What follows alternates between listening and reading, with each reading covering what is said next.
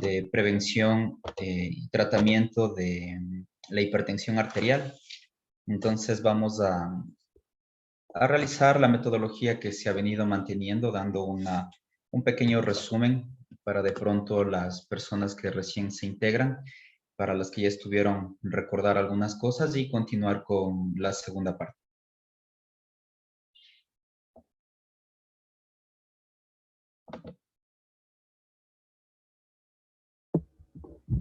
Qué genial, Galito. Bueno, les mencionamos también que al final de la jornada, después de la exposición del expositor, vamos a realizar las preguntas, así que por favor les pedimos a las personas que están en la sala que al final de la exposición realicen las preguntas para leerlas y que el doctor Galo Vidia las pueda responder. Y al final les vamos a mencionar cómo va a ser la apertura de la plataforma virtual para todas las personas que quieran igual recibir todo el material, las clases grabadas y todo lo que les pueda servir en esta fabuloso curso que lo hemos visto. Ya, Galito, no sé si me confirmas. Sí, sí, ya podemos empezar.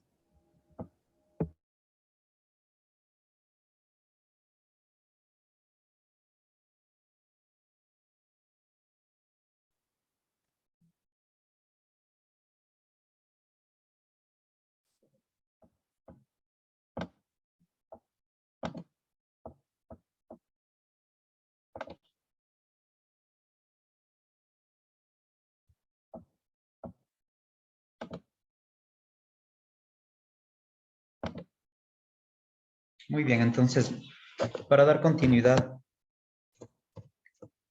a este curso, que es de prevención y tratamiento de la hipertensión arterial, como les había mencionado, vamos a hacer un pequeño resumen de lo que habíamos visto el día de ayer,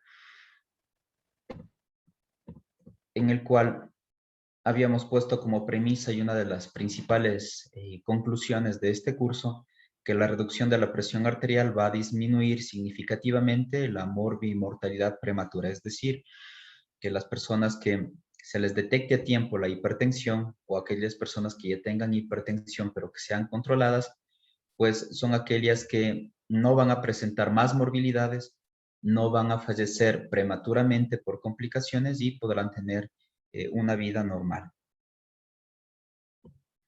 Como conceptos, se define a la presión arterial como un aumento en la presión arterial sistólica más de 140 milímetros sobre mercurio o una presión arterial diastólica con una presión mayor a 90 milímetros sobre mercurio. Obviamente habíamos dicho que hay diferentes tipos de diagnóstico para la hipertensión que vamos a ver el día de hoy, pero en este caso el concepto nos dice que son presiones que tienen esta elevación, pero que tienen o son medidas en consulta, es decir, con profesionales de la salud. Habíamos dicho que es una enfermedad evitable y es por eso la preocupación y es por eso también el, el realizar estos cursos, porque como pueden ver es una enfermedad que se puede evitar y si ya lo tienen, es enfermedad que puede evitar complicaciones. Eh, Existen varias clasificaciones, una de ellas es de la Escuela de Cardiología Europea y de la Escuela de Hipertensión Europea, en la cual nos indica que vamos a tener en la clasificación una presión óptima, normal, normal alta, y hay hipertensión de grado 1 a grado 3, obviamente por valores medidos en consulta. Habíamos dicho rápidamente que la prevalencia ha sido muy grande. En el 2015 teníamos 1.130 millones de personas con esta enfermedad y en la actualidad se calcula que para el 2025 va a subir de un 15 al 20%, es decir, llegaremos a 1.500 millones de personas con esta enfermedad. Habíamos indicado también que en la actualidad es una de las enfermedades que más discapacidades nos está dejando, obviamente por las complicaciones. Nos puede provocar daño visual, daño auditivo, ictus, es decir, hemorragias cerebrales, hemorragias isquémicas, lo que va a causar disminución o deterioro a nivel del estado de conciencia, de las funciones motoras. Entonces nos va a causar discapacidades físicas, auditivas, visuales. Y en el 2015, pues, se pudo evidenciar que causó la hipertensión casi 100 millones de muertes.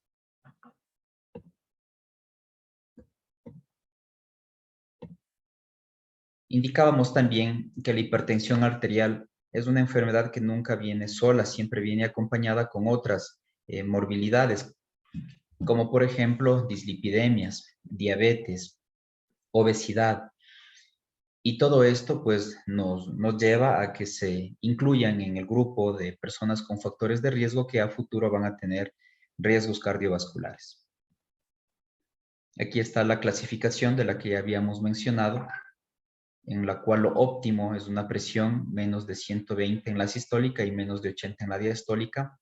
Tenemos la normal alta, grado 1, grado 2, grado 3, y la hipertensión arterial sistólica aislada, es decir, en la que la presión arterial elevada va a ser solamente la sistólica, y esto ya habíamos indicado puede ser por aumento en la rigidez de las arterias y más comúnmente por acumulación de ateromas en las arterias también. Aquí tenemos los factores de riesgo. Habíamos indicado para los médicos que realicen la valoración, el diagnóstico de estos pacientes. No solamente nos vamos a guiar en el diagnóstico de hipertensión, sino que tenemos la necesidad de poder evaluar, identificar todos estos riesgos, como la edad, si son fumadores, la realización de los exámenes médicos para ver si está el colesterol elevado, la diabetes, si tienen sobrepeso, es decir, todos estos factores que, como ya vimos, nos van a estar dando complicaciones a futuro, como el score que ya nosotros vimos, que nos está pronosticando nos está pronosticando complicaciones en 10 años, dependiendo de los factores de riesgo que no se hayan podido controlar.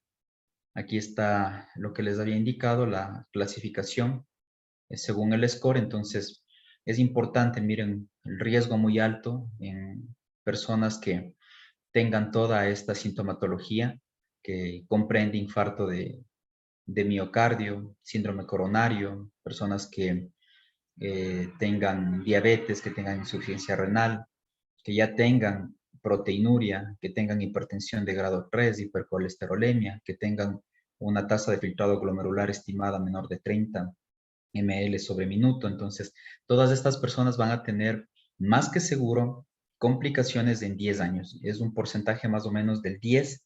Entonces, realmente estas complicaciones en estos pacientes van a ser muy graves y van a cambiar radicalmente el estilo de vida de ellos.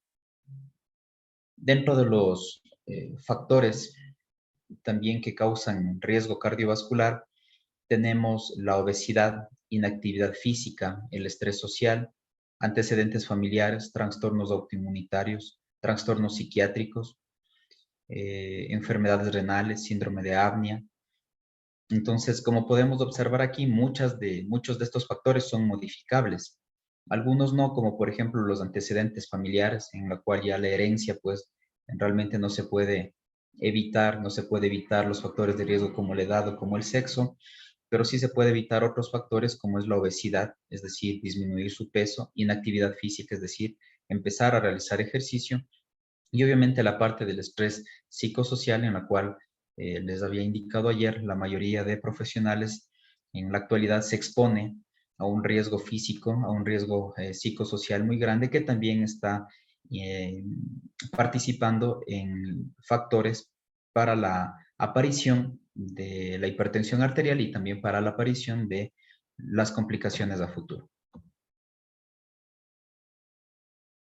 Les indicaba que cuando se evalúa a un paciente hipertenso, no estamos solamente en la obligación de diagnosticar la hipertensión arterial, sino que ir más allá y lograr buscar cuáles son los órganos que se están dañando para evitar, obviamente, su declive prematuro.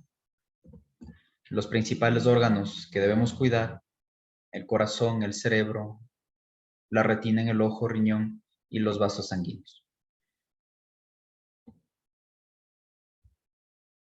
Tenemos aquí la tabla donde nos indica las fases de hipertensión según otros factores de riesgo y daño orgánico, y también los grados de la presión arterial. en donde podemos evidenciar que mientras más daño orgánico y mientras más tardía sea el diagnóstico de la presión arterial y mientras más severa sea en cuanto a los grados, pues obviamente el riesgo va a ser mucho más alto de que estos órganos se dañen. Y como sabemos, el daño de estos órganos va a tener un carácter de irreversible. Por tanto, una vez que se instaura ya su daño, que se instaura ya su disfunción, su pérdida en la capacidad de actuar y de responder ante las demandas del cuerpo, pues quiere decir que son pacientes que a futuro van a necesitar buscar otra manera, otra forma de poder suplir estas funciones que ya sus órganos no están haciendo, como por ejemplo, en el caso del riñón, si ya pierde su función, si ya caemos en una tasa de filtrado glomerular baja, menos de 20, por ejemplo, son pacientes que ya son candidatos, van a estar entrando a diálisis y obviamente, como les había dicho, su estilo de vida pues va a ser de menor calidad. La medición de la presión arterial, indicábamos, es demasiado importante porque es uno de los métodos diagnósticos para la hipertensión, por tanto debe ser realizada por personas que manejen y conozcan la técnica, que utilicen esfingomanómetros, que utilicen equipos que sean calibrados, que sean o estén dentro de su tiempo de vida útil. Y debemos realizar la medición en los dos brazos. La diferencia mayor a 15 milímetros sobre mercurio en la presión arterial entre ambos brazos, pues también se está asociando a un riesgo cardiovascular. Y cuando tenemos la presión elevada mucho mayor en un brazo, pues tenemos que guiarnos por esa presión elevada para los controles subsecuentes.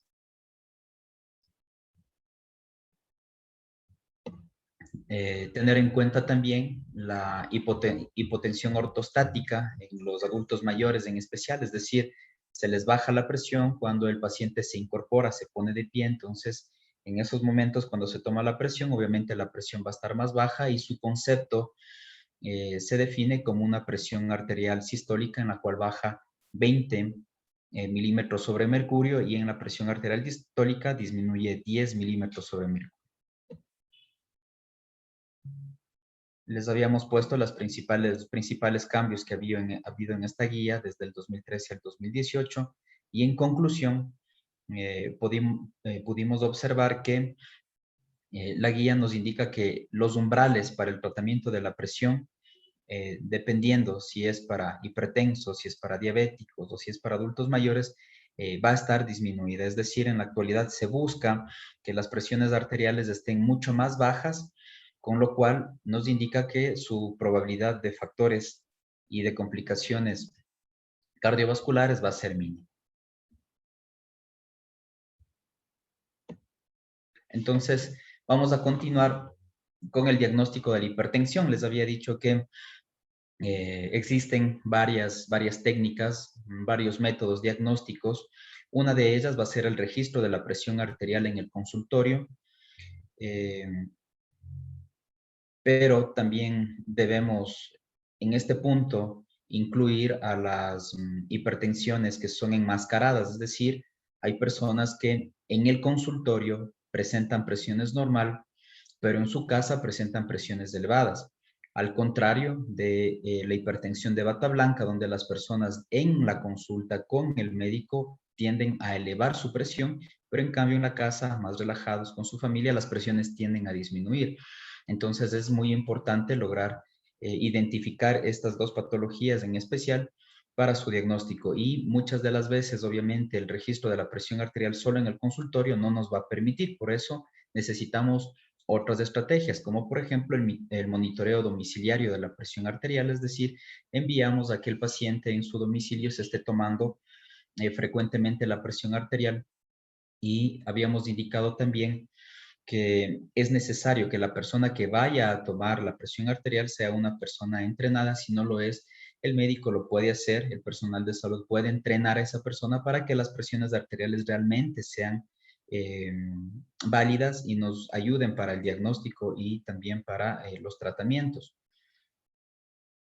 También tenemos el monitoreo ambulatorio de la presión arterial en 24 horas, que esto se realiza ya con un equipo especializado, con un presurómetro. A esta técnica se le denomina mapa, se envía al paciente con el presurómetro a nivel del brazo y se programa para que el presurómetro esté tomando presiones cada cierto tiempo, cada media hora, cada hora. Se programa para que en la noche también de pronto las presiones arteriales no sean cada media hora y no interfiera con el sueño del paciente, sino puede ser en la noche cada hora. Y de esta manera, pues, al siguiente día vamos a tener mediciones en la cual nos va a ayudar tanto a distinguir cuándo es una hipertensión de bata blanca, si fue o no una hipertensión enmascarada, si el paciente ya tiene un tratamiento, ver si este tratamiento le está siendo de utilidad o necesitamos modificar las dosis o aumentar en la noche o aumentar en el día o disminuir. Entonces es una técnica muy buena para el diagnóstico de la hipertensión. Estas técnicas en la actualidad, casi la mayoría de establecimientos de salud lo tiene. Nosotros aquí en la clínica tenemos, lo utilizamos mucho, nos ha servido bastante para todo lo que les acabo de comentar. Anteriormente estaba un poco dentro de las desventajas que ya vamos a ver, el cual es el costo, pero en la actualidad ya los costos son muy bajos y a diferencia del riesgo y el beneficio, pues obviamente es mucho más beneficioso realizarse este tipo de procedimientos para tener un diagnóstico exacto. Les decía, el registro en el consultorio debe ser por un esfingomanómetro de mercurio. ¿Cuáles son las condiciones? Hablando ya un poco de la técnica, cómo debe realizarse la toma de la presión arterial. Debe estar en reposo mínimo, unos 5 minutos. Muchas veces llegan atrasados a la consulta y cuando se toma la presión, pues obviamente están elevadas. Entonces, la sugerencia es que el paciente esté descansado por lo menos 5 minutos en una posición sentada, con la espalda apoyada, relajado, sin cruzar las piernas, con ambos pies apoyados en el piso. El brazo tiene que estar descubierto.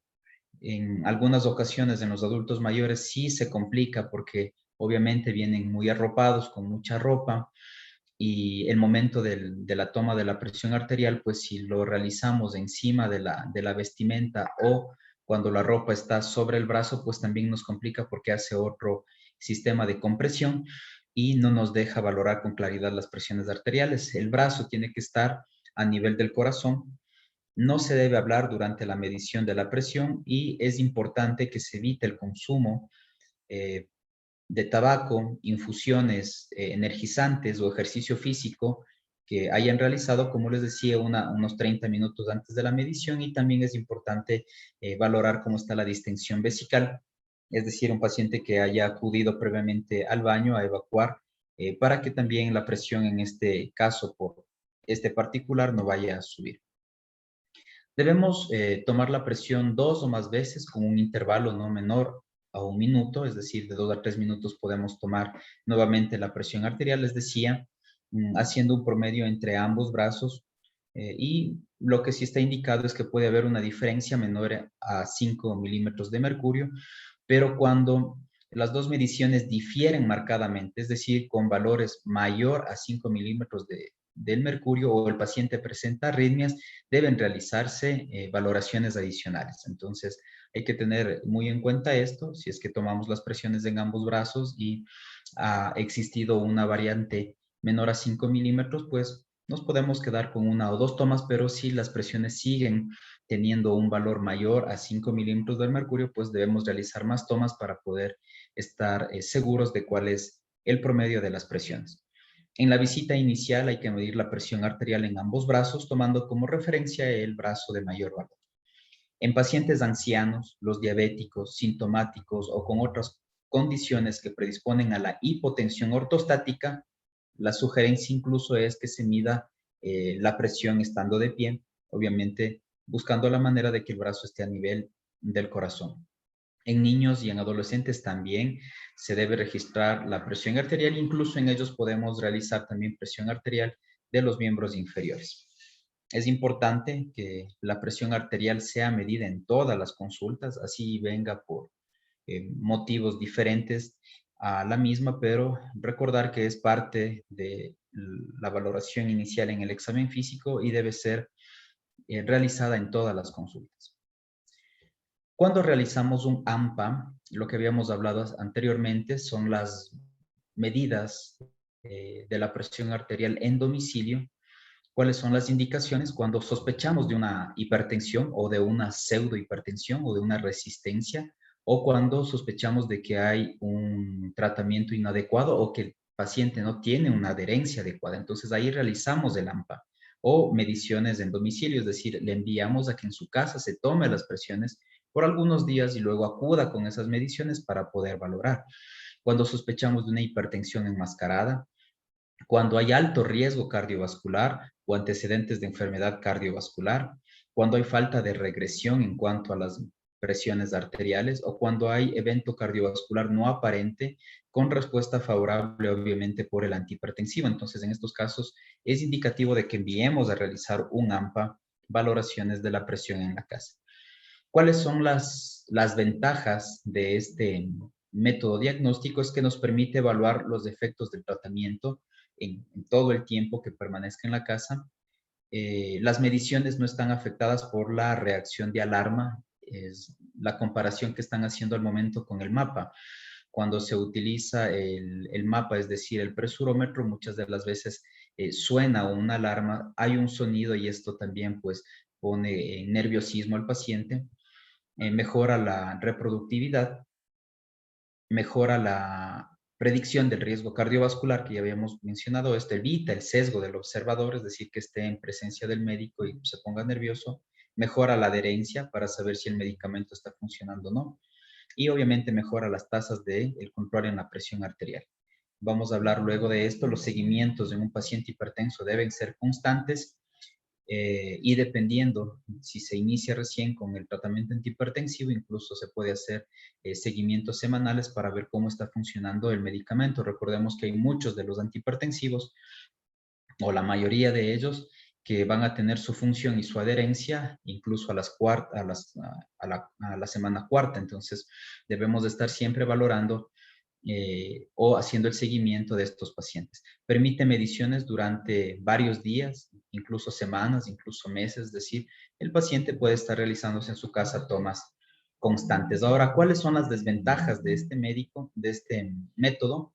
Es que eh, el paciente pues debe estar bien entrenado. Si no está bien entrenado el familiar que va a tomar la presión, no está bien entrenado, va a haber falsos en cuanto a la medición de la presión arterial. Por tanto, van a haber mediciones erróneas, posible uso de equipos no validados. Les decía, a veces compran, como en el caso actual, que a veces compran eh, los equipos por precios mucho más económicos, pero que no tienen validez, son descalibrados y obviamente no nos dan valores adecuados.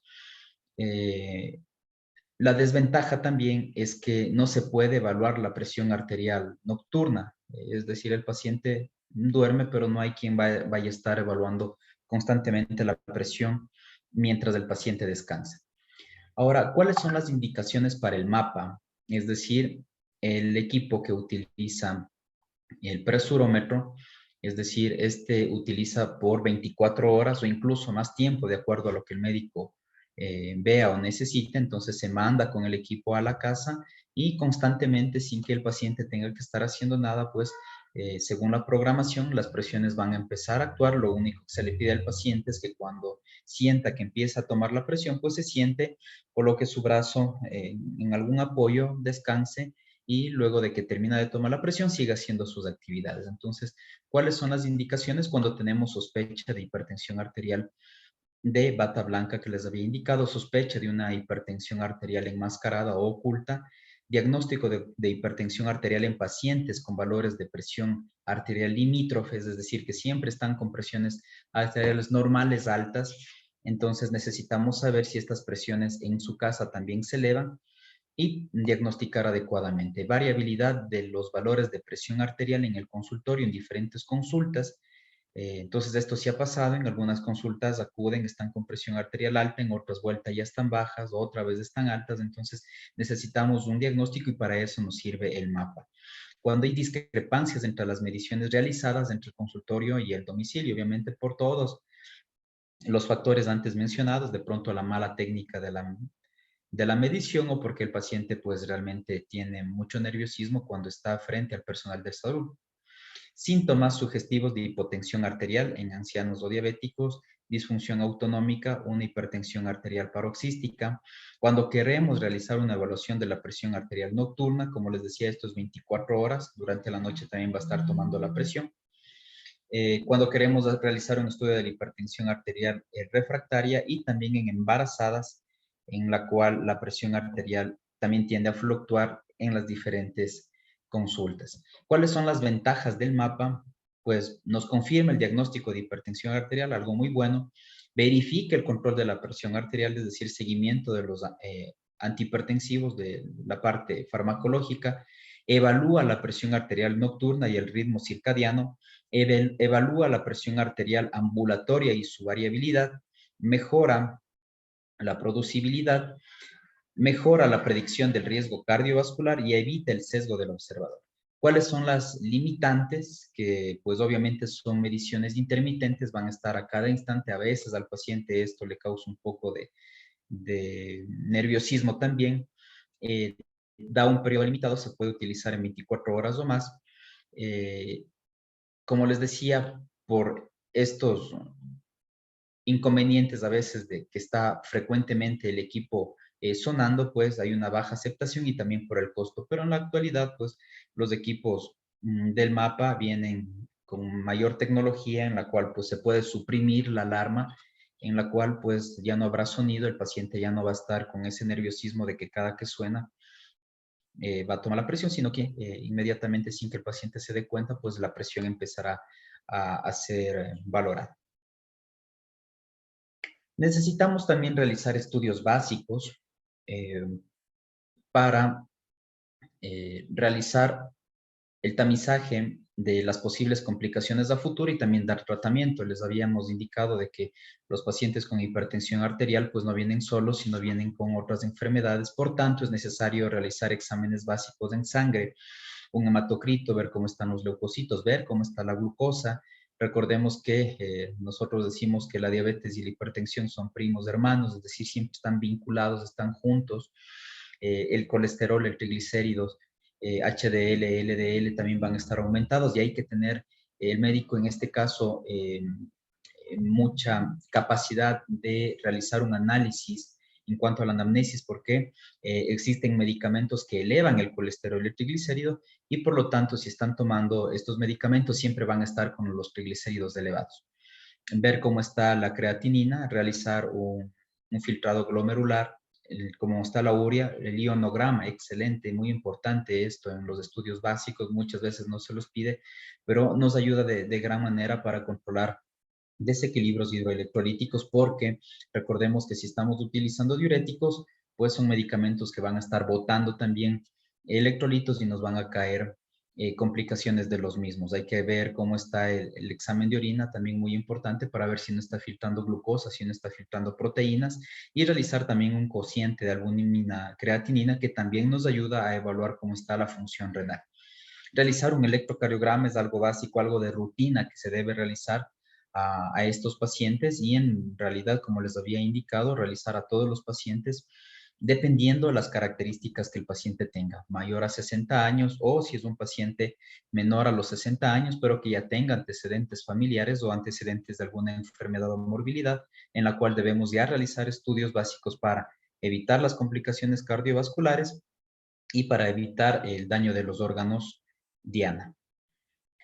Otros estudios recomendados va a ser la realización del ecocardiograma, también muy importante, muy necesario para ver cómo está esa estructura anatómica y que nos indique también, el ecocardiograma también nos ayuda a identificar y a evaluar factores de riesgo y también nos da pronósticos. La realización del mapa que ya habíamos hablado, la realización del AMPA o MDPA, que es la medición de la presión arterial en casa, y otros estudios de utilidad va a ser un Doppler cardíaco carotidio. Recordemos que les decía que puede haber una presión arterial, una sistólica aislada por aumento de ateromas, es decir, de acumulación de placas de colesterol dentro de las arterias. Hay que realizar una velocidad de la onda de pulso, una presión central y también podemos hacer un índice tobillo-brazo. Entonces, todos estos estudios se van a realizar obviamente de acuerdo a la evaluación médica. Cuando también debemos realizar estudios complementarios cuando pensemos en una hipertensión arterial secundaria. Recordemos que la presión arterial en sí se considera en la mayoría de personas que tienen idiopática, es decir, aparece obviamente por factores muchas veces de riesgo, pero es una enfermedad que todavía no se conoce su causa exacta. Pero sí tenemos una hipertensión arterial secundaria, la cual va a estar provocada por enfermedades renales, enfermedades renovasculares, un hiperaldosteronismo primario y un feocromocitoma. Entonces son enfermedades que obviamente por estar asociado con el sistema renina-angiotensina que van a estar causando una hipertensión arterial. Ya habíamos hablado de la clasificación arterial. Vamos ahora a profundizar en el daño de los órganos blancos. Entonces, cuando tenemos un paciente que ya presenta una hipertrofia ventricular izquierda, cuando ya presenta un compromiso renal, cuando presenta un daño cerebral, también recordemos que muchos de los antihipertensivos causan disfunción eréctil, es decir, van a causar complicaciones en la sexualidad del paciente. Vamos a tener enfermedades coronarias, vamos a tener enfermedades pulmonares, alteraciones cognitivas y también apneas del sueño. Entonces, cuando empezamos ya a presentar alteraciones en todos estos órganos, pues quiere decir obviamente que el mismo ya está presentando una disfunción o un declive en sus funciones y obviamente al final pues son órganos que ya no van a funcionar y van a causar discapacidad en los pacientes. Cuando estamos hablando de una hipertrofia ventricular izquierda, la mayoría de hipertensos ya presenta esto, nos dice que de un 35 a 40%, dependiendo de la edad, el sexo y de la raza. Entonces, miren, casi se acerca al 50%, y cuando se evalúa a estos pacientes y se pide una radiografía de tórax o una teleradiografía y se realiza el índice cardíaco, pues son pacientes que ya presentan una una hipertrofia ventricular izquierda. Entonces, para ello es muy necesario lograr realizar el diagnóstico de esto y podemos hacerlo con la radiografía o también con el electrocardiograma, en el cual vamos a poder utilizar tanto los criterios de Cornell, el voltaje también de Cornell o los criterios de Sokolov y de Lyon, en la cual vamos a tener y vamos a poder diagnosticar cuando un paciente presenta una hipertrofia ventricular izquierda y obviamente empezar a dar los correctivos para el mismo. En cuanto al compromiso renal, esto va pues prácticamente ligado con la complicación de la misma presión arterial. La meta siempre para evitar el daño renal va a ser que el paciente presente presiones arteriales bajas controladas. Y para este caso, al inicio, las drogas de elección siempre van a ser los IECA o los ARA2, es decir, los inhibidores del sistema renina-angiotensina, porque al inicio, recordemos, estos medicamentos van a actuar como cardioprotectores y como renoprotectores. Entonces, es importante evaluar antes de esto cómo está su función renal para poder administrar estos medicamentos. La meta siempre va a ser el descenso de la presión arterial. Si es que no tenemos proteinuria, tener una presión arterial menos de 140/90, pero si ya tenemos proteinuria que nos está indicando que ya hay un daño renal, pues la meta siempre va a ser que la presión arterial está en menos de 130/85. Puede haber también daño cerebral, es decir, vamos a tener lesiones como por ejemplo infartos lacunares, y estos infartos tras la muerte de neuronas nos va a causar deterioro cognitivo. Podemos presentar encefalopatía, es decir, la enfermedad de Binswanger, en la cual existe ya una alteración a nivel subcortical, y en este caso las drogas de elección van a ser de igual manera los IECA y los ARA, que también nos van a estar dando algún tipo de protección y de evitar daño cerebral.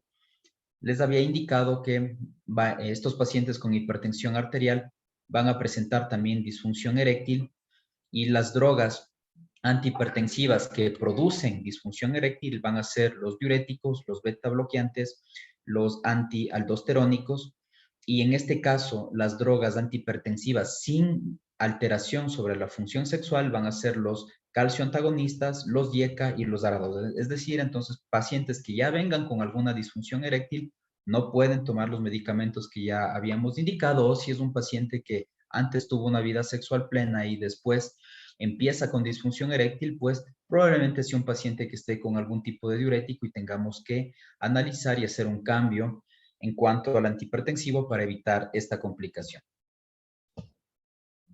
Los pacientes también van a presentar enfermedad coronaria. Es importante evitar los descensos bruscos de la presión arterial que puedan comprometer el flujo coronario o una taquicardia refleja que incrementen el consumo miocárdico de oxígeno. Es por eso que vamos a ver en la parte de seguimientos, no es aconsejable pues dar dosis muy altas de antihipertensivos porque podemos caer en una hipotensión y al causar hipotensión pues obviamente vamos a causar una disminución de la irrigación sanguínea causando que el órgano acostumbrado a una cantidad y a un flujo de sangre, pues cause una disminución de la misma y obviamente se va a dañar por hipoperfusión.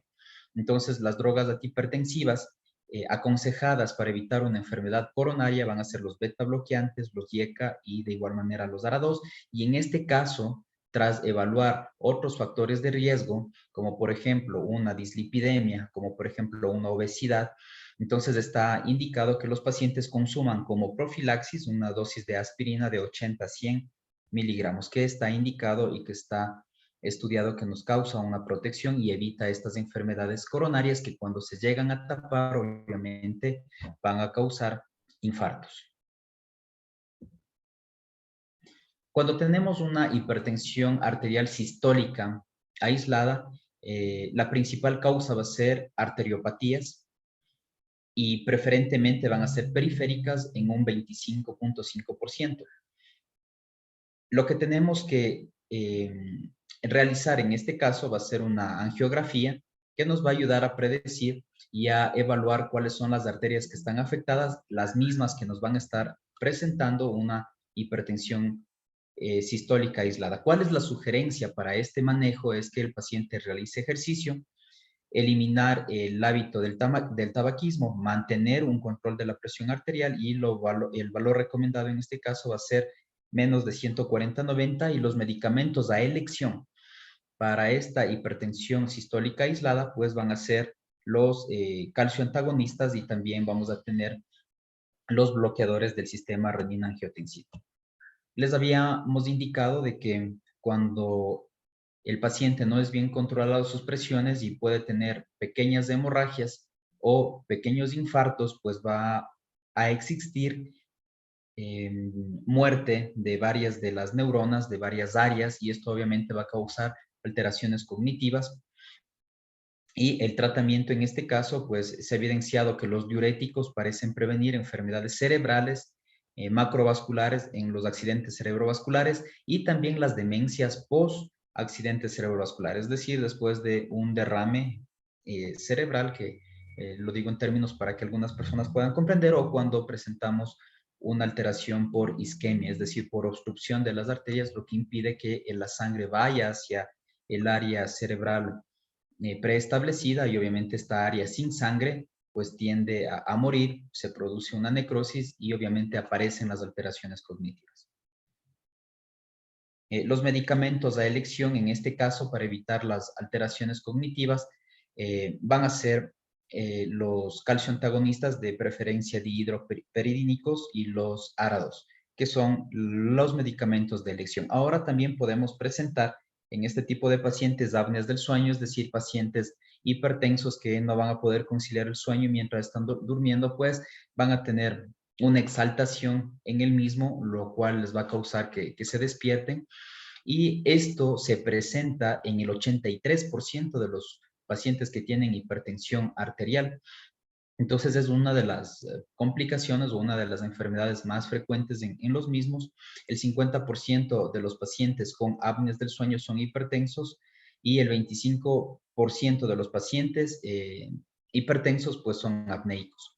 El estudio que nos ayuda a saber si este paciente tiene o no apnea del sueño va a ser la polisonografía, la cual es un estudio que nos permite ver las ondas cerebrales mientras duerme. Para eso existen cuartos en las unidades del sueño, que así se llaman, donde se pone diferentes electrodos a nivel del mentón, el tórax, el cuero cabelludo, los párpados incluso, pues, y se logra diagnosticar esta patología que es el apnea del sueño.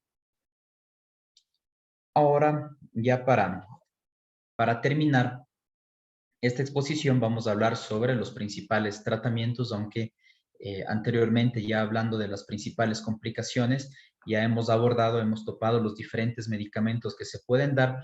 Entonces vamos a dar en forma muy general, muy resumida, pues los principales medicamentos que se pueden utilizar. Lo importante siempre va a ser la valoración médica integral que el médico pueda realizar con su paciente para que pueda diagnosticar no solamente la hipertensión, sino otras enfermedades, para que pueda lograr dar medicamentos que no interfieran con otros fármacos que esté tomando para otras patologías, o que dé medicamentos que exacerben otras morbilidades. Como les decía, hay pacientes que van a presentar hiperlipidemias, aumento de colesterol y triglicéridos, que es causada por medicamentos.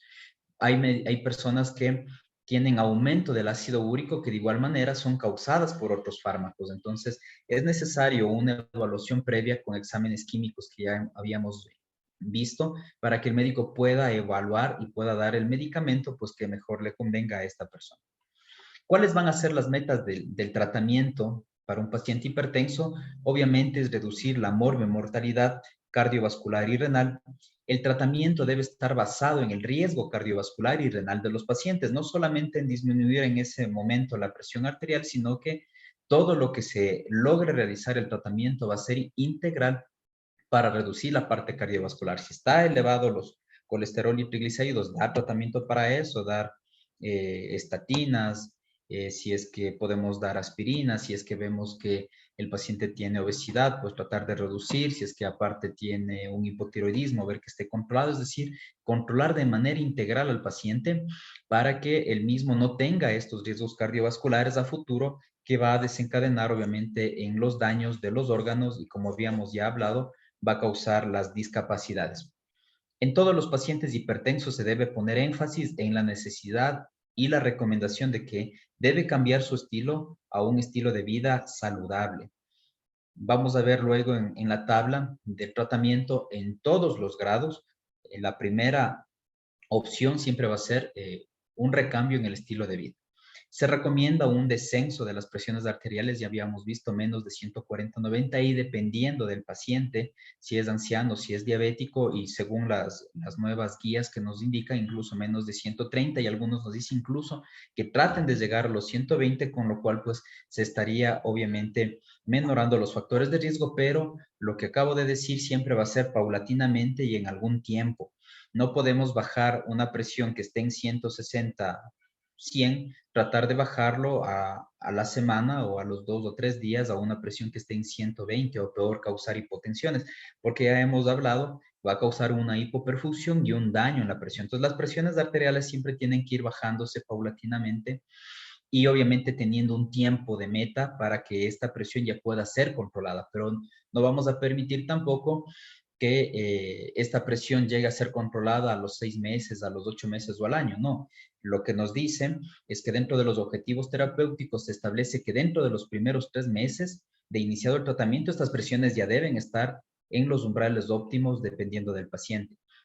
Y aún más, en pacientes mayores de 55 años se debe poner más énfasis todavía en lograr un control de presión arterial sistólica, porque ya habíamos hablado anteriormente que mientras más jóvenes presenten esta hipertensión, obviamente sus complicaciones a futuro van a ser más graves, y si presentan en temprana edad las hipertensiones, pues puede ser por algún problema familiar, o puede ser por enfermedades cardiorrenales que estén provocando hipertensiones arteriales, que en este caso ya serían secundarias. Es importante tomar conciencia que el máximo beneficio para los pacientes se logra solamente cuando se alcanza los objetivos terapéuticos. Es decir, si el paciente se logra inmiscuir y logra tener una buena adherencia con los tratamientos antihipertensivos, y logra tener los objetivos siempre de tener presiones arteriales bajas, pues realmente ahí vamos a tener un beneficio. Pero si es un paciente, y esto se lo dice con mucha experiencia, si es un paciente que ya logra controlar las presiones arteriales y luego de eso regresa a su estilo de vida anterior, pues obviamente son presiones que no se van a controlar, y de lo que estábamos de pronto con una monodosis o de pronto con hipertensivos duales, pues de pronto nos tocará subir o de pronto aumentar otro tratamiento para otra complicación que el paciente, pues, por sus malos estilos de vida adquirió. Seguimos con las recomendaciones generales: reducir la presión arterial progresivamente hasta alcanzar la meta adecuada. Ya habíamos hablado de esto, no bajar abruptamente las presiones arteriales. Por eso necesitamos un control. Por eso es que a veces se le dice al paciente: venga a la semana, venga a los 15 días, venga al mes, hasta lograr saber cuál va a ser su titulación en cuanto a los fármacos, cuál es el que mejor es aceptado por su cuerpo, cuál es el que menos efectos secundarios tiene, cuál está logrando reducir la presión arterial y con cuál nos vamos a mantener. La magnitud de la reducción de la presión arterial debe estar en relación directa con el riesgo cardiovascular inicial del paciente. Entonces, el objetivo es este: evitar que el paciente a futuro pues vaya a tener un pésimo estilo de vida. Tener en cuenta que algunos fármacos alcanzan su pleno efecto terapéutico al cabo de 4 semanas. Por eso les decía, podemos empezar con los medicamentos y seguir haciendo el seguimiento, pero de pronto no asustarnos si a la segunda, tercera semana las presiones arteriales todavía permanecen un poco elevadas, no logramos el efecto, pero puede ser porque los efectos y la concentración del medicamento en el cuerpo muchas veces se alcanza a la cuarta semana. Interrogar al paciente sobre la utilización previa de antihipertensivos es muy importante, porque muchos de los pacientes a veces ya vienen medicados con antihipertensivos o han dejado de utilizar los antihipertensivos y ya nos da un historial en el cual podemos saber si continuamos con los mismos o de pronto el paciente nos puede decir que esos medicamentos le hizo mal y por tanto debemos buscar otras alteraciones. La droga elegida debería tener efectos preventivos cardiovasculares y no interaccionar negativamente con situaciones o enfermedades con otras drogas. Les decía, es importante que el médico logre identificar qué medicación está tomando este paciente para otras enfermedades y sepa cuáles son los medicamentos que no van a interferir. La estrategia también es muy importante en la evaluación del costo. Hay muchos medicamentos, como hablábamos al inicio, y las guías nos dicen: es necesario ya iniciar no solamente con un antihipertensivo, con una monodosis, sino iniciar con un tratamiento dual, es decir, con 2 antihipertensivos. Pero les decía que en la parte pública no existe tratamientos duales que con una sola tableta pues tenga 2 o 3 fármacos que nos logre bajar la presión. En la parte pública pues tenemos individualizados, pero en la parte privada sí se puede enviar medicamentos que sean duales. Ahora, la desventaja va a ser el costo, y hemos tenido pacientes que han dejado de tomar estos medicamentos por su costo. Entonces, es importante evaluar también esa parte socioeconómica y ver si el paciente va a estar en la condición de poder comprar estos medicamentos, donde nos tocará más que dar medicamentos aislados que van a tener un menor costo, pero vamos a tener que trabajar más en el paciente en cuanto a la adherencia, porque obviamente mientras más tabletas tome, a veces el paciente se cansa y deja de hacerlo. Las dosis que se seleccionen deben tener una excelente relación efecto terapéutico sobre los efectos adversos. Entonces, muchas de las ocasiones algún medicamento puede causar más efectos adversos que los beneficios, entonces tenemos que rotar el medicamento. Y es muy importante utilizar fármacos de acción prolongada. En cuanto a los tratamientos no farmacológicos, es decir, a los cambios del estilo de vida, muy importante: restricción calórica, es decir, el paciente necesita obligatoriamente una valoración nutricional para que la nutricionista obviamente le indique cuáles son los alimentos que se debe consumir. Por lo general, en nuestra cultura estamos acostumbrados al consumo de muchos carbohidratos, entonces esto dificulta la adherencia al tratamiento. Estamos acostumbrados de pronto en la sopa a comer papas. El segundo es otro carbohidrato, que es el arroz. A veces ahí mismo ponemos arroz y papas. Entonces, y de pronto en la merienda también, aparte de lo mencionado, comen pan. Entonces, es una carga excesiva de carbohidratos, una carga excesiva de calorías que no pueden ser quemadas, porque aún más, si es que todo esto es consumido en la noche, pues van a dormir y esto empieza a acumularse el colesterol, triglicéridos, aumenta el sobrepeso, hay obesidad, y obviamente todo esto va a estar generando, va a estar produciendo factores de riesgo y al final nos va a causar complicaciones. Hay que restringir el sodio, hay que aumentar la ingesta del potasio, obviamente viendo cómo está la función renal. No en todos los pacientes es igual la misma dieta, por lo tanto hay dietas especiales. Se puede buscar otras medidas dietéticas. Hay pacientes que obviamente según la edad es imposible quitar, por ejemplo, el azúcar, es imposible quitar la sal porque son pacientes que no aceptan. Entonces es importante la parte psicológica para que logren aceptar la medicación y buscar otras medidas como por ejemplo endulcorantes artificiales. La actividad física es importante también para que no solamente con la dieta se restrinja la cantidad calórica, sino que con el ejercicio se disminuya la actividad calórica, porque son dos cosas muy diferentes. Hay pacientes que dicen, pero yo ya estoy haciendo dieta, ya dejé de comer. Es verdad, lo único que hizo es evitar que su cuerpo se siga cargando con más colesterol, pero no está disminuyendo el colesterol que ya tiene dentro. Entonces, la única manera de disminuir ese colesterol es haciendo que el cuerpo empiece a captar y a utilizar de energía esta grasa. ¿Y cómo lo hacemos? Con actividad física. Hay que limitar el consumo de alcohol o suprimirlo definitivamente dependiendo de los factores que se haya encontrado, el abandono del hábito del fumar, y en esto ya en todas las guías ya se ponen los factores psicosociales, que también se ha evidenciado que un paciente estresado, que un paciente con problemas, que un paciente adulto mayor que se sienta abandonado, pues va a estar pensando, pues va a estar preocupado, y esto nos va a elevar la presión arterial y no va a dejar que los fármacos que se le está dando pues logren controlar sus presiones.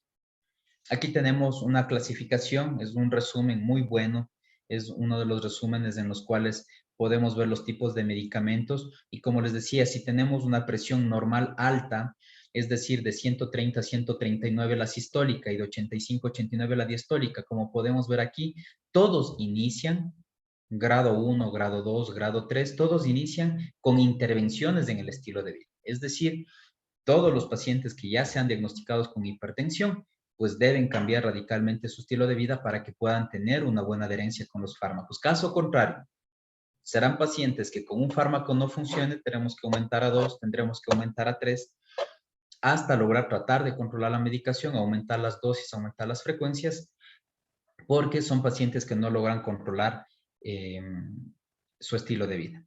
Entonces, mire, en la normal alta considera el tratamiento farmacológico.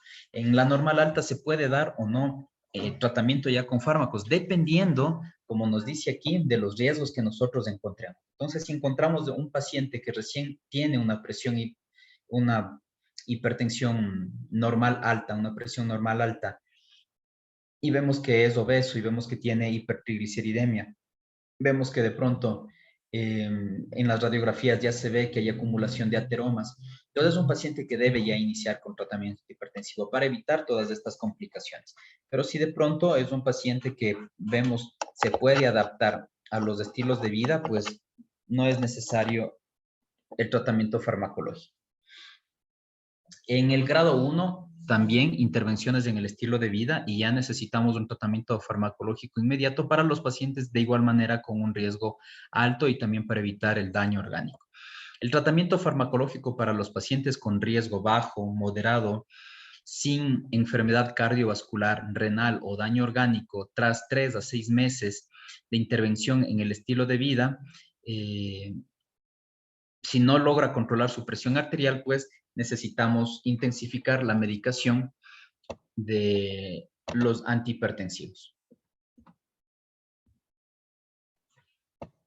Cuando tenemos grado 2, el tratamiento farmacológico es inmediato en todos los pacientes y el objetivo obviamente va a ser controlar la presión, como les había indicado, dentro de los primeros 3 meses.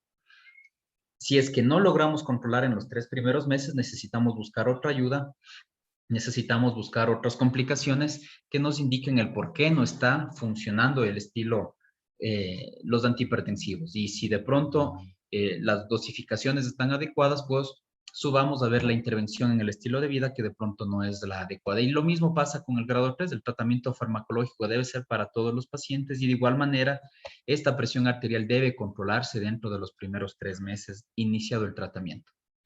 Las sugerencias de los medicamentos, según las líneas, dentro de la primera tenemos los diuréticos, beta bloqueantes, inhibidores de la enzima convertidora, es decir, los IECA, los antagonistas de los receptores AT1 y de la angiotensina 2, los ARA2, los calcioantagonistas y otras drogas que podemos utilizar como los antialdosterónicos, los antirreninas y los alfa bloqueantes.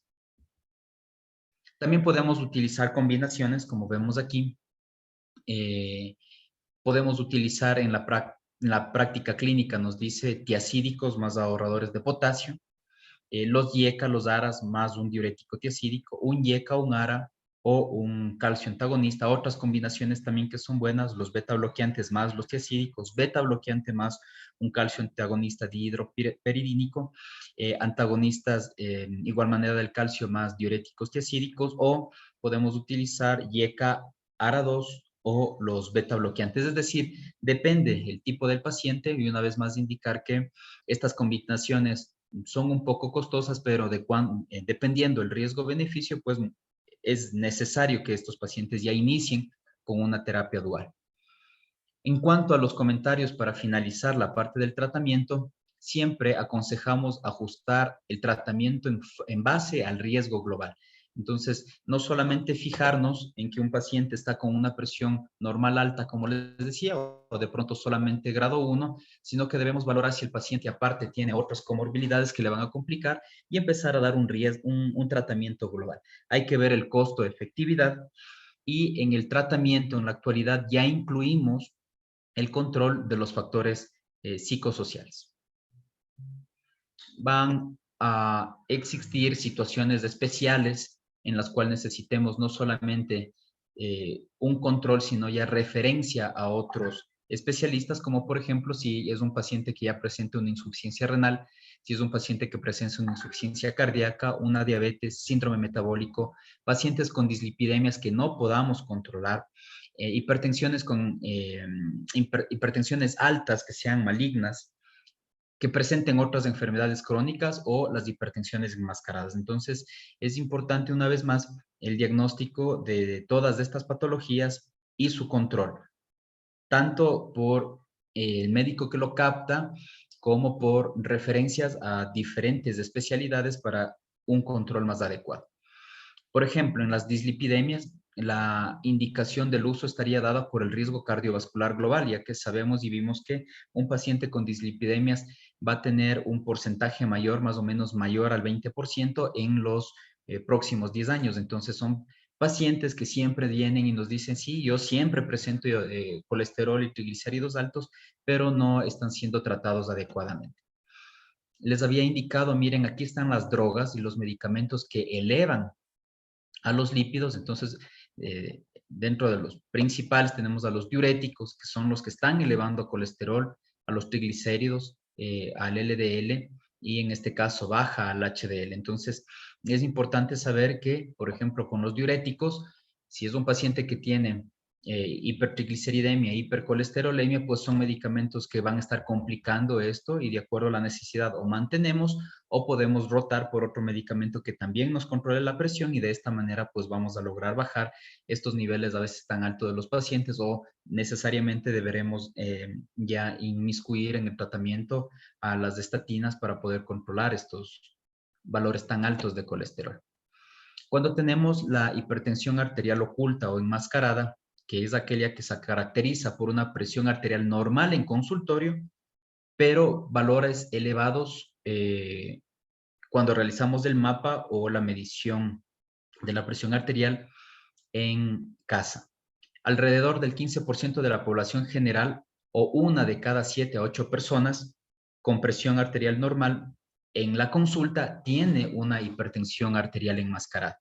Por tanto, es necesario siempre estar controlándonos y hacer estas otras medidas diagnósticas, como es el mapa o el AMPA, para poder diagnosticar con seguridad si es un paciente o no hipertenso. Debemos tener presente que este tipo de hipertensiones se presenta también en pacientes hipertensos bajo tratamiento, es decir, pacientes que ya son hipertensos, ya están tratados, que cuando van donde el médico, de igual manera, algunos sienten mucha seguridad y sus presiones son normales, pero muchas de las ocasiones cuando van a su hogar, las presiones se tienden a elevar. Por eso es muy importante que también controlemos y sepamos identificar y de pronto hasta realizar interconsultas con psicología cuando sospechemos de factores psicosociales que estén afectando con el tratamiento del paciente.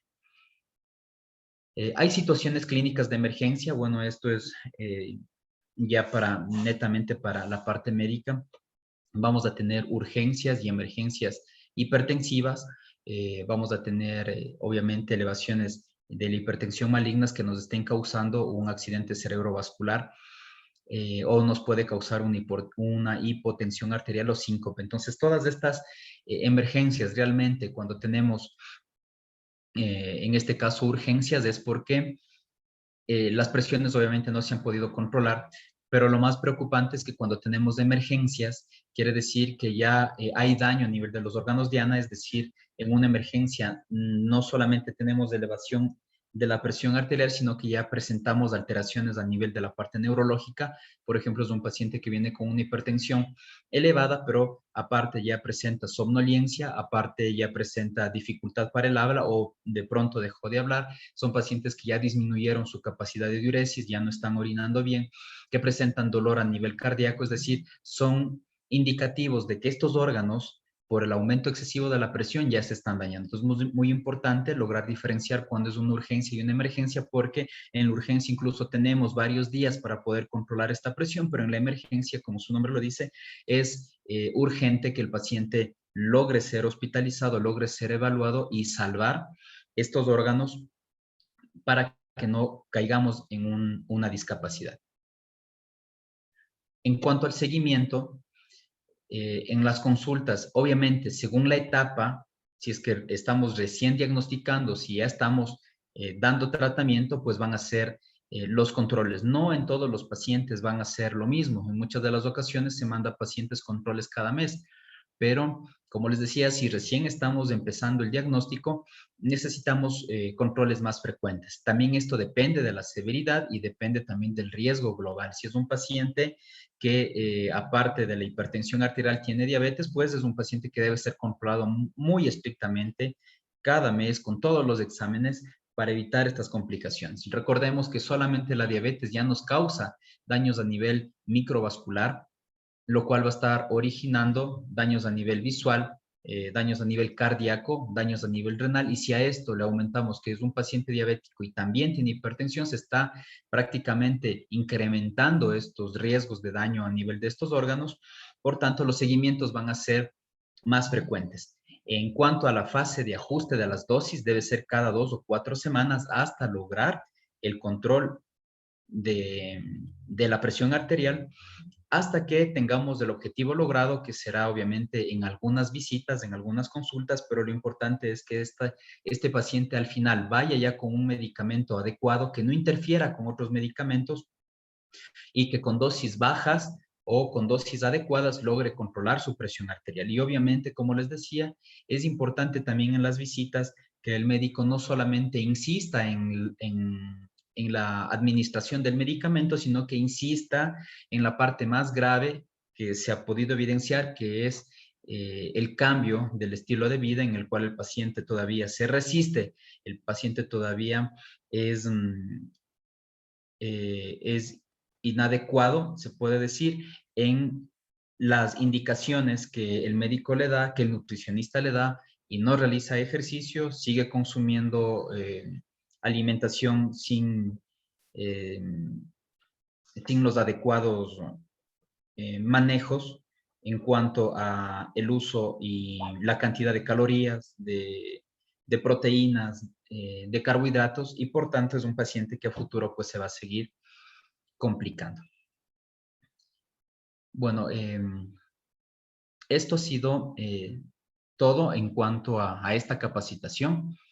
Espero que les haya servido de gran manera tanto a la parte no médica como a, a los usuarios que estén ahorita viendo médicos también. Se ha tratado de hacer una intervención tratando de utilizar terminología fácil para la población que no es médica, y también utilizando términos que los médicos pueden entender. Lo importante es que se haya logrado concientizar y se haya logrado indicar que las presiones arteriales pueden ser controladas, que un paciente con hipertensión pudo haber sido evitado siempre y cuando hayamos tenido la capacidad de lograr identificar todos los factores de riesgo. Es muy importante para los médicos que cuando estén atendiendo a un paciente, así sea por un cuadro respiratorio gripal, se tenga la habilidad del ojo clínico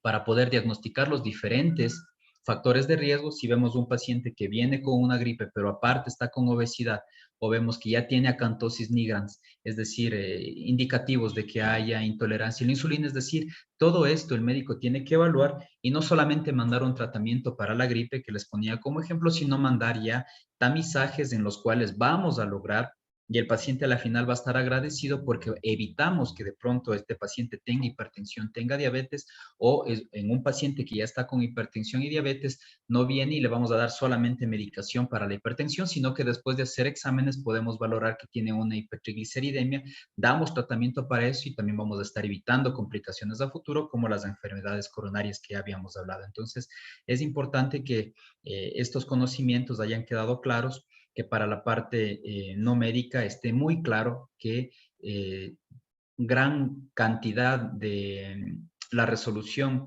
en cuanto al tratamiento va a estar dado por los cambios en el estilo de vida. Y esto no es fácil, obviamente, mientras más edad se tenga, muchas veces la capacidad de resiliencia y de flexibilidad mental es menor, es decir, el paciente se rehúsa, rechaza y por tanto el acompañamiento familiar y también tratamiento por la parte psicológica para la adherencia a estos tratamientos es muy importante. De mi parte, les quedo muy agradecido y vamos a terminar con una frase que dice, la verdadera medicina es la que evita carga de fármacos, es decir, un buen análisis de los medicamentos para que estos pacientes y aún más, si son adultos mayores que siempre hemos tratado, no tengan tantos medicamentos, no se fastidien de tanta droga, no tengan tantos efectos secundarios y puedan tener un estilo de vida adecuado. Muchas gracias. Excelente tu exposición, Galito. Muchas felicidades. Galito, un favor, no sé si puedes observar el chat, tenemos unas 4 preguntas. Eh, Haz eso, recordarles a todas las personas que enviemos un formulario de asistencia, la cual nos va a permitir darles el ingreso a la plataforma virtual, ya que ahí consta su correo electrónico y nosotros enviaremos el día de hoy o el día de mañana enviaremos cómo pueden ingresar a la plataforma virtual, donde estará esta clase grabada y también todo el material que nuestro capacitador ha utilizado. También les recordamos a la mayoría de personas seguirnos en nuestras redes sociales, nos pueden encontrar como Salvador Centro de Especialidades y Mentor PM, que capacitaciones en línea. Por favor, nos pueden seguir en redes sociales para que ustedes se enteren de los próximos cursos que vamos a realizar. También a pedido de varias personas, vamos a realizar un curso presencial el siguiente mes. Me parece que la fecha está por definir. Eh, Puesta de vías y puesta de inyecciones, está muy interesante. Síganos en nuestras redes sociales para que puedan poder asistir a estos cursos. No sé si Galito tienes tal vez las respuestas de algunas preguntas, no sé si pudiste observar las preguntas. Sí, vamos a empezar por la primera. Dice Catherine Lobato, mi consulta es, dice, ¿cuál sería el manejo ideal si a la emergencia llega un paciente diagnosticado con hipertensión arterial con una presión igual o de 160/90 más taquicardia? Bueno, aquí no dice cuánto, más cefalea leve. ¿Cuál es el manejo inicial? Entonces, anteriormente, como les había dicho, eh, sería muy bueno luego tratar un curso de urgencias y emergencias hipertensivas. Es algo muy amplio, muy grande, pero en este caso lo que debemos hacer es hacer el diagnóstico, saber si es que es una emergencia o si es una urgencia. Si es que es una urgencia, quiere decir que los signos van a estar, la parte de los órganos va a estar adecuada, pues, pero por ejemplo en este caso tenemos una presión de 160/90 donde ya hay taquicardia, es decir, ya empieza a existir algún problema cardíaco, ya tenemos cefalea, a pesar de que sea leve, este dolor de cabeza, en este caso la cefalea, pues nos indica que de pronto ya está en la parte del encéfalo existiendo algún ictus, algún ACV, o puede ser hemorrágico o puede ser isquémico. Entonces, en este caso, la parte del tratamiento para la paciente va a ser hospitalización. Es necesario hospitalizar al paciente para poder realizar exámenes, realizar un electrocardiograma, porque la taquicardia pues, puede estar indicando obviamente algún tipo de infarto, realizar una tomografía para poder diagnosticar si es que hay algún sangrado o no, y de esta manera pues dar el tratamiento, pero por las características, por lo que nos dice, pues tiene que ser hospitalizado. Fuera distinto si viniera con 160-90, pero no presentara nada más. El resto de signos vitales estuviera bien, entonces yo podría estarme guiando por una urgencia nada más, en la cual tenemos hasta 72 horas incluso para manejarnos con otros medicamentos, siempre y cuando con un seguimiento diario, en este caso, para evitar otras complicaciones. Hay otra pregunta, dice, ¿es conveniente cambio de losartán de 500 a enalapril de 20? Pues en este caso me imagino que es un losartán de 50, tiene que ser, no hay de 500. Los dos medicamentos pues prácticamente actúan por la misma vía. Ahora, un cambio así no estaría sugerido, porque como les digo, los dos van por la misma vía. Si es que de pronto están pensando en cambiar, es porque el medicamento no está funcionando o es porque el medicamento está causando efectos secundarios. Lo que nosotros sí hemos hecho muchas veces es cambiar de enalapril a losartán, porque el enalapril obviamente dentro de los efectos secundarios causa más tos. Entonces, a veces el paciente tiene mucha tos y a veces cambiamos a losartán y sí en efecto menora, pero a veces también con el losartán produce tos, entonces tenemos que cambiar otro medicamento. Ahora, puede ser que lo que nos están diciendo es por la parte económica, porque al momento en el Ministerio de Salud o en algunas ocasiones, pues no existe losartán ni tampoco existe enalapril, al contrario, hay uno de los dos nada más. Entonces, en este caso, sí se ha hecho que a veces cuando no hay losartán, pues sí cambiamos de enalapril, pero es nada más por la falta de medicamentos y por la falta de la parte económica del paciente para comprar el losartán, que es un poco más caro que el enalapril. Entonces, en este caso sí se pudiera hacer, pero si queremos cambiar de losartán a enalapril por mejoría terapéutica o por tratar de controlar la hipertensión de mejor manera porque es un paciente que no se lo logra controlar, no, eso no está indicado. Lo que sí podemos hacer es añadir otro antihipertensivo dependiéndole de la edad del paciente que le va a ir bien.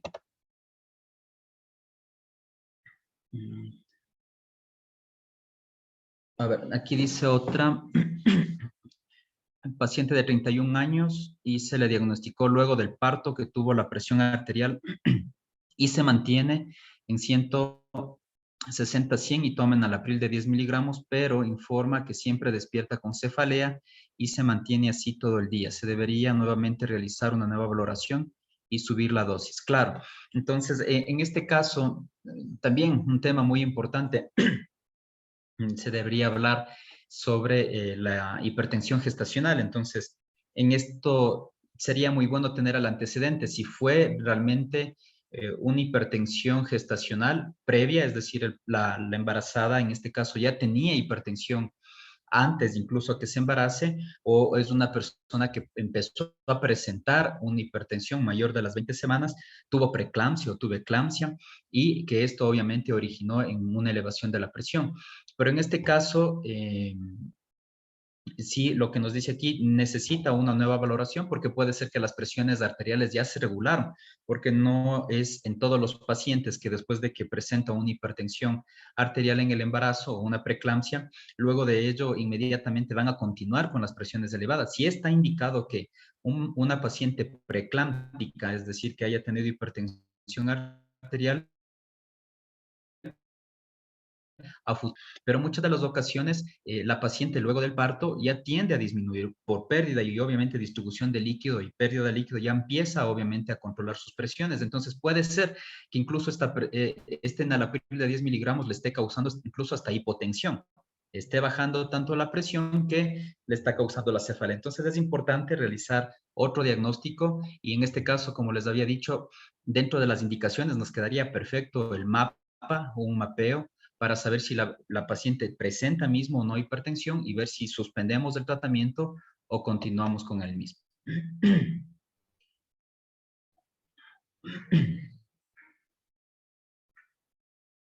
Aquí dice otra, cuando se empieza a tomar medicina para la presión arterial, ¿durante qué tiempo se debería tomar? Excelente pregunta para la población no médica, porque esto sí nos ha pasado siempre, casi en los pacientes, muchas veces adultos mayores, cuando ya se logra diagnosticar una hipertensión o otra enfermedad crónica, como por ejemplo la diabetes, son personas que ya deben tomar tabletas y medicina para toda la vida. Lo que sí se va a hacer es ir regulando las dosis, dependiendo de la función renal, dependiendo de la edad, incluso se puede ir bajando las dosis, pero por lo general este paciente debe tomar pastillas para toda la vida.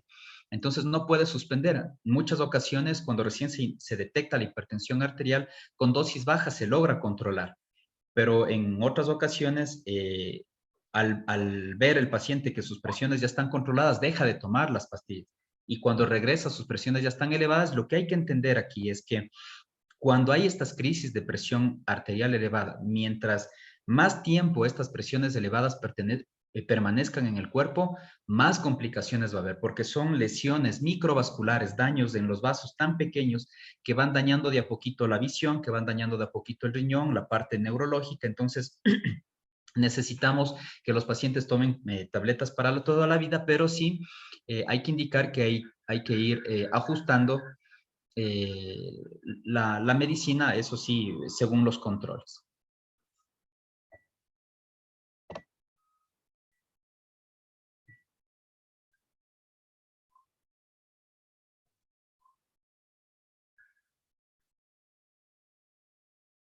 Ya, hay otra pregunta aquí. Yo pienso que de pronto con esta pregunta ya terminamos, Marquito. Aquí nos dice, doctor, muy buenas noches. Yo tengo un adulto mayor hipertensa, se cayó de la cama y se fisuró la cadera y tomó losartán, pero por el dolor está tomando tramal y vomitó. O sea, me imagino que vomitó el medicamento losartán. Obviamente sí, el tramal es un medicamento que causa alteraciones en la parte vegetativa, es decir, va a causar náusea y va a causar vómito.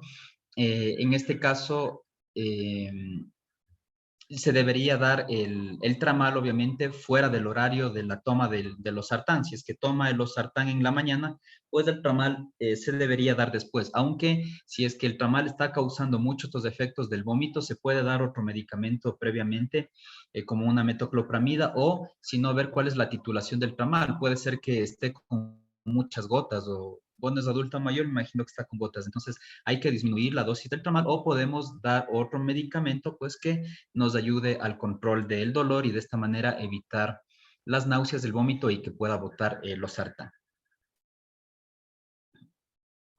Galito, verás, te voy a molestar solo con la última que me parece que está interesante. Te la voy a leer. Dice, cuando un paciente tiene infección de vías urinarias o renales y retiene líquido y la presión se sube, es cierto que cuando el paciente sufre de estreñimiento y tiene un edema, se altera la presión. Con esas terminamos, Miguelito, y ahí sí, A hacemos ver, la dice, pregunta. cuando un paciente tiene infección de vías urinarias o renales y retiene líquido y la presión se sube, ¿por qué es cierto que cuando el paciente sufre de estreñimiento y tiene edema, se altera la presión? Ya, bueno, aquí sería al revés, totalmente al revés la lógica, porque un paciente que tiene hipertensión arterial y no es bien controlada la presión arterial y tiende además, por ejemplo, daño, como aquí bien nos dice, daño renal o daño cardíaco, una insuficiencia cardíaca, pues va a tener edema. Edema quiere decir que se acumula líquido en las piernas. Ahora, hay una parte ahí muy importante que dice que si ha tenido infección de vías urinarias, entonces sería muy bueno analizar obviamente la parte renal. ¿Por qué?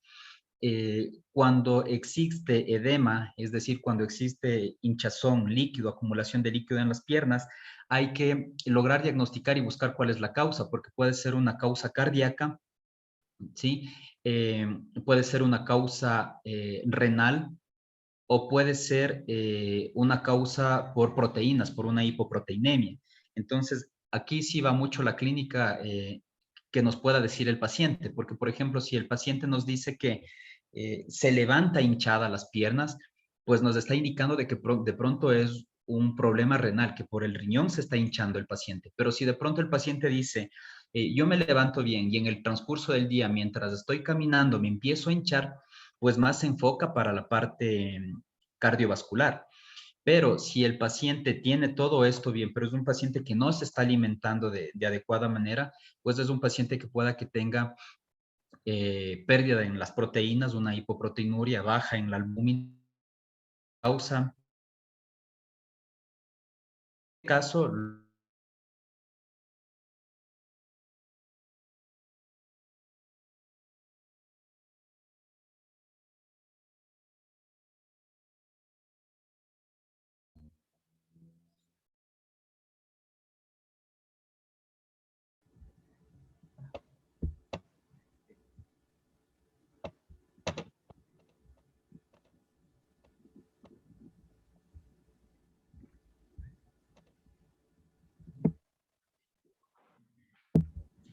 Bueno, Galito, muchas, pero muchas gracias a todos por nuestra participación, por tu participación, Galito, muy excelente, excelente participación.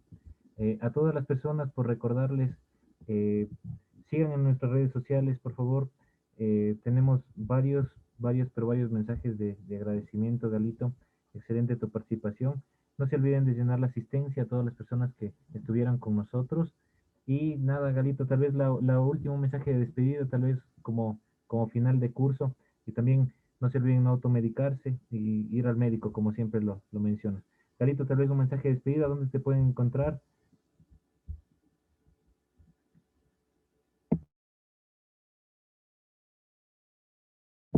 Galito, está apagado tu micrófono por si acaso.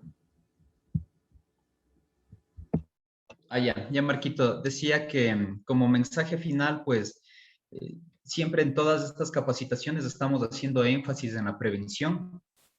Afortunadamente con estas capacitaciones y bueno, todo lo que en las campañas que saca Salvatore, ya estamos creando un sistema diferente de cultura. Ya hay un gran porcentaje de pacientes que vienen donde nosotros, no porque estén enfermos, sino porque vienen a hacerse un control. Esto es realmente para nosotros algo muy bueno y que estemos aquí logrando en nuestra ciudad, aquí en Riobamba, porque ya no vienen porque les duele la cabeza, ya no vienen porque están hinchados las piernas, como hace un rato decía en la pregunta, ya no vienen porque tienen falta de aire, ya vienen es porque necesitan un control, son pacientes y lo más bonito también es que en la clase del anterior curso de adultos mayores hay muchos que lograron captar la idea y pues vinieron con sus hijos, vinieron con sus nietos, es decir, el adulto mayor vino acompañado y realmente cuando el adulto mayor logra sentir este acompañamiento, el ambiente cambia y se ha hecho exámenes, se ha logrado identificar, Marquito, muchas cosas en muchos pacientes que han sido evitables, han sido prevenibles, pacientes con hipertrofia prostática que sí se pudo tratar,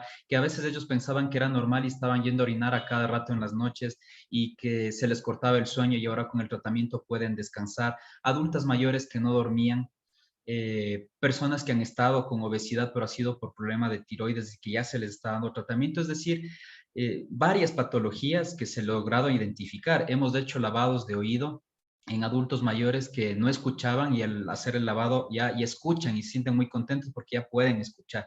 Entonces, ese principalmente es el mensaje, que se haga prevención, que se acuda donde el médico, eh, para que pueda realizar todos estos tamizajes y al futuro esto es como una inversión realmente para el cuerpo, porque al futuro se invierte de pronto en algunos exámenes que realmente a veces uno se gasta en otras cosas y pueden aprovechar nuestro sistema de afiliación aquí en Salvatore, que a veces cuando se realizan los tamizajes se quedan sorprendidos porque los valores realmente no les salen tan caros a diferencia de antes.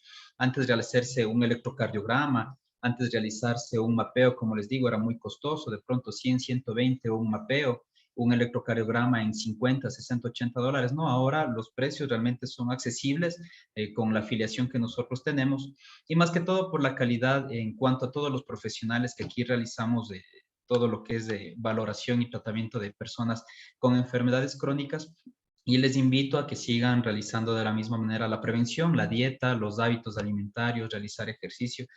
También a las personas que de pronto siempre estamos estresados y viviendo muy rápido a veces, tener un poco de dispersión mental, de relajamiento, pues para que no tengamos también problemas cardiovasculares, que ya habíamos visto que es una de las principales complicaciones. Nos pueden encontrar aquí en Riobamba, estamos ubicados en la Veloz y Brasil. Tenemos prácticamente todas las especialidades, todos los campos de apoyo, laboratorio, odontología, psicología, nutrición. Entonces, podemos brindar una atención integral, es decir, al paciente que se lo logra diagnosticar y necesita de pronto alguna derivación, aquí mismo se lo hace y hemos logrado pues tratamientos y resultados muy, muy pronto, que eso es lo que a veces se quiere, lograr diagnosticar con prontitud y evitar complicaciones. Muchas gracias con todos. Gracias, Marquito. A ti, estimado Garlo, muchas gracias a todas las personas que también se conectaron. No se olviden que todas las personas que se inscribieron a nuestro curso, a su correo les va a llegar toda la información para adquirir los certificados, para entrar al aula virtual y poder tal vez descargarse toda la información y revisar de nuevo la clase grabada del día de hoy. Conmigo nada más que agradecerte una vez más a Salvatore por estar siempre también pendiente de nuestra salud y también decirles a todas las personas que nos acompañaron sigan en nuestras redes sociales para que conozcan más sobre los siguientes cursos que vamos a dar y sobre todo algunas modalidades que ya las vamos a realizar. Muchas gracias a todos por conectarse y no se olviden, síganos en nuestras redes sociales, nos encuentran también como Mentor PIM y nada más que muchas gracias a todos.